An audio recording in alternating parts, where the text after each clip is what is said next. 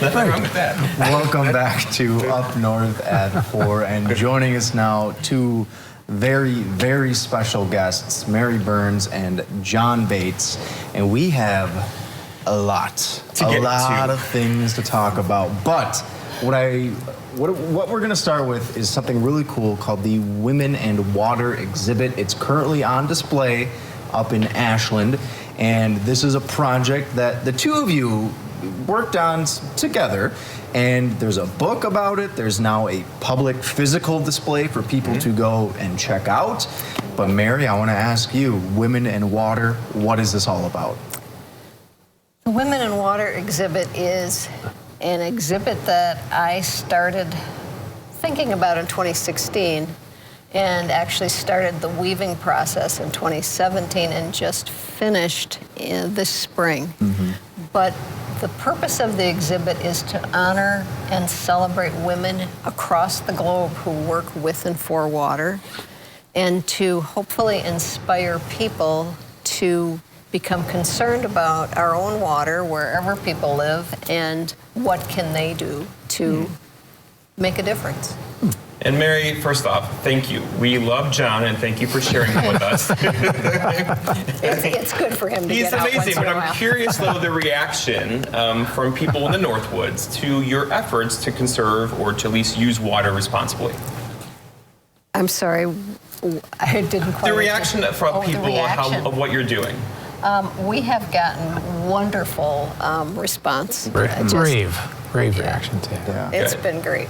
And obviously the exhibit is available for people to come visit now. And what have people kind of been taking away when they go and see it and they look at these weavings or they read this book and they hear these stories? What has the feedback been like from that? Well, I think people are overwhelmed and oftentimes very emotional because some of the stories of these women are so powerful and so they're so dedicated to what they have done, and some of the women have actually given their lives to protect water in the areas where they live. So this is obviously a very heavy, very emotional thing, and like you said, it's been a project 7 years in the making, give or take. Yes, and long haul. And I know you said before the show too, the research aspects took a lot of time and a lot of effort. Where do you begin in that process? And I guess how does that sort of build from there? So I knew that I wanted to start with the Native American water walkers.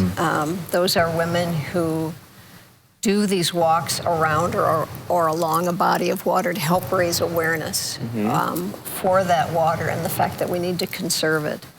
And so the woman who really got that going was Grandmother Josephine Mandamin Ba. And she wasn't the first water walker, but she is the person who really inspired thousands of people to do this work. And in her lifetime, she walked over 15,000 miles for water. Wow. She did the Great Lakes, all the Great Lakes. She did the Mississippi River. She walked from the Pacific to Lake Superior, from Lake Superior to the Atlantic. All in an effort to draw attention to the efforts to conserve.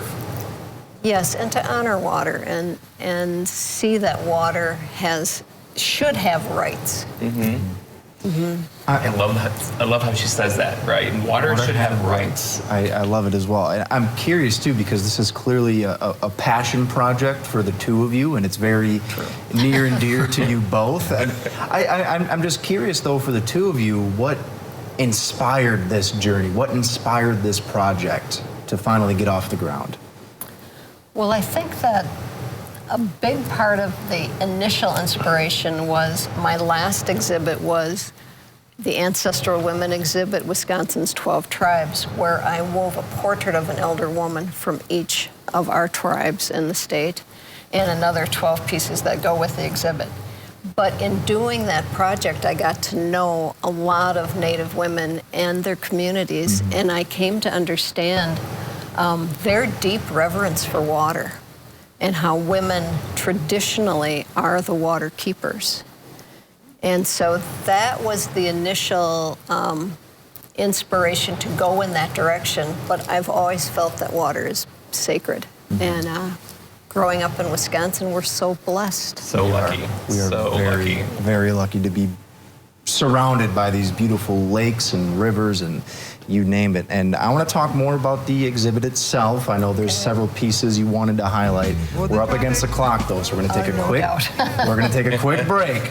But stick with us. We'll be right back on Up North at 4. Believe in me. Much good information. Welcome back to Up North at 4. We are joined by Mary Burns and John Bates to discuss the Women in Water exhibit and book that is now currently on display in Ashland, but soon will be in Madison later in the fall and then in Chicago next spring. So your work and your project is seeing a lot of mileage in the coming months, which I'm sure is exciting. Feel good, right? Should feel really good. You're spreading It a is really really awesome exciting. message. And after having put that many years into this project, I really want people to see it. Absolutely. And the research, like we mentioned before, was very extensive, and these stories come from literally across the globe. You provided us with a map showing the origin of where all these women come from, because it's 29 women, or 29 weavings. 29 weavings comprising 39 women from 20 countries plus the Arctic and Antarctic. Arctic and Antarctic. So around the globe. Literally around the globe. You Yes. spin a globe, put a finger on it, Anywhere. you'll find one of these spots. Yes. And a couple of the women that we haven't discussed, but you specifically wanted to highlight, one of them being Rachel Carson. What could you tell us about Rachel Carson and her story? Well, Rachel Carson is well known throughout the world. She was a scientist and a writer, and she worked for the National Wildlife Fish and Wildlife Fish and Service. Wildlife Service.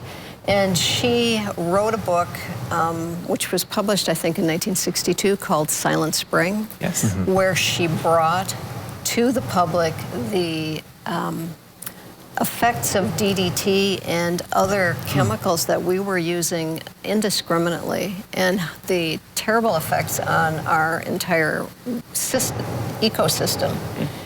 So it is actually through her efforts that the Environmental Protection Agency was eventually established, and through her work, people were motivated to pass the Clean Water Act. Yeah, in meteorology circles, she's a legend. I mean, she really is. Absolutely. Yes. Yeah. And first I'm hearing about Rachel Carson. So again, I'm You ever learning read Silent something. Springs? No, I never did actually. It's eye-opening. It's eye-opening, and at the time, she was really persecuted by the chemical industry. I can imagine. And you know, another woman too within the exhibit, Asha DeVos. I believe I'm saying that right. Asha DeVos. Asha DeVos. What is her story? What could you tell us about her? She's really fascinating, and she's been really fun to work with. She is in Sri Lanka, which is just off the coast of India. And she is a marine biologist. She is Sri Lanka's only marine biologist, and she specializes in blue whales. And she, through her research, found that blue whales generally migrate. Well, off the coast of Sri Lanka, there is a population of non-migratory blue whales. And we think that's the only population in the world that doesn't migrate. Interesting. So many just She's young and fascinating stories that can be found within this Women in Water exhibit. And of course, it is currently on display in Ashland. It's going to be traveling throughout the state, throughout the country here in the next few months. The book is also available, if I'm not mistaken. I have so many questions, but I know we're going to get yelled at from the directors because of timing and all They're that. already in our ear. They're already in our ear, but we got more to talk about. So you're not off the hook yet. Stick with us. We'll be right back on Up North at 4. Yeah, right. You know. Welcome back to Up North at 4. Still joined by Mary Burns and John Bates. Just got done chatting about the Women in Water exhibit, which please go check out if you haven't yet up in Ashland. But John, we're not letting you off the hook here because We always get no. people reaching out to us. When is John going to be back on the show? And it's been a few months, and I has. remember at the time we were discussing, hey, where the heck is spring? Where is summer? It's here, finally, And then right? some. We're feeling it, right? And I know the plant life is in full bloom. What has excited you? This might be a weird question, but what has really drawn your attention throughout the summer as, plant life has grown and bloomed? It's been a very lush summer. If you could tolerate the mosquitoes, it's been lovely outside, but it's been a little intense there in June in particular. Right now what's going on is mostly roadside flowers. A lot of these pioneer species that come in disturbed areas along our roadside ditches, it's just all our roads are clothed in flowers right now. So I think that's the thing most people will see. If you're in the woods, it's really shady, and by and large, most of the flowers already did their business. They flower, they went to fruit. Except in some of our open pine woods, there'll still be some flowers coming right now, like wintergreen and pipsissewa, some of these specific flowers to woodlands. But what you're going to see for flowers are these annuals that come up along the roadsides. And there's some good guys and there's some bad guys. And I wanted to make sure people knew who they should root There's invasive for. flowers out there. So who are the bad guys? We should start there. Well, the bad guys along the roadsides there's a plant, I don't know if you're going to show all these, but one called spotted knapweed. It's a purplish flower. There it is. It's an invasive from... That's invasive? That is I see invasive. it all the time. Yeah, that's why it's invasive. You see it all the time. It's clonal. It puts out a gazillion seeds for every one of those flower heads. It's a European import.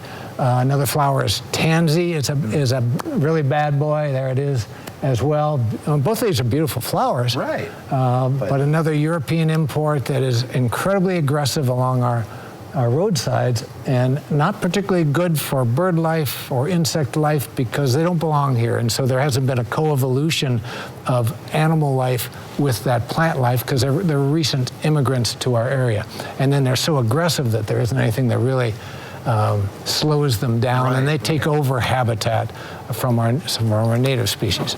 It's something new right now. So those are two of the bad boys. I don't know if I gave you another bad boy. You did purple loosestrife. Purple loosestrife. You got that one to pull up? Let's see if we can pull up. Yeah, there it is. Purple loosestrife. Now that I don't one's like you, purple loosestrife. beautiful flower. It is really pretty. And usually it's down in the ditches and into the wet areas, wetland have areas. seen a lot of So it's not so much right on the roadsides. And I wanted to show you a flower called fireweed that's right on the roadsides. A lot of people mistake for, and there it is, for purple loosestrife. So this guy fireweed only has 4 petals. Purple loosestrife has 6, so if you're confused, just count the petals on the flower. But fireweed's a native, it belongs here, it comes in. We like fireweed. Fireweed's a good guy. Okay. Yeah, it belongs here. It clothes in Europe as well as here, but it's always been native to here. It comes into disturbed areas, comes in after fire, thus the word fireweed, but it also comes in when you're scraping out a road somewhere and now there's open gravel along the roadside. Purple loosestrife takes over our wetlands big time. It's a serious invader of wetlands. We have a lot of it right below our house on the Manitowish River. Every year, individuals from the DNR or from the UW Extension come in and pull and rip, do all they can. Which almost spreads it more. Well, if they do it right, it doesn't. But if you don't do it right, you're just breaking it off, and the roots because they're clonal. So you send out rhizomes, and bingo, up they come, and they send out a million bazillion seeds. That's the scientific number right there. It's just they're really aggressive, and it's a bad news plant. You want to pull it out if you see it. Absolutely, and I feel like we could talk for 2 hours about this topic. Unfortunately, we only Put get into this Jeopardy, right? Couldn't we? We're gonna get some phone calls if we do that. All right, we gotta wrap up the show, but we're gonna take a quick break. We'll be right back after this. Take over.